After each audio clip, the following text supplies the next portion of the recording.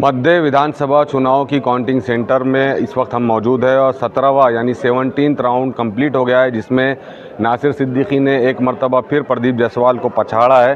तकरीबन 3,965 यानी तकरीबन 4,000 वोटों से प्रदीप जायसवाल को नासिर सिद्दीकी ने पीछे छोड़ा है।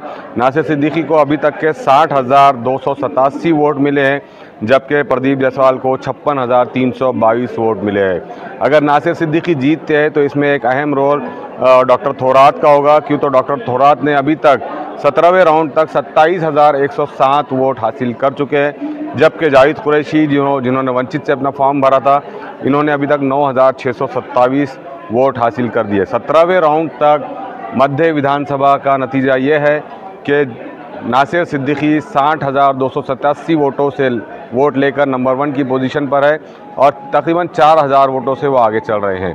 कैमरा पर्सन मोहम्मद समी के साथ Shariq Naqshbandi, Asia express TV.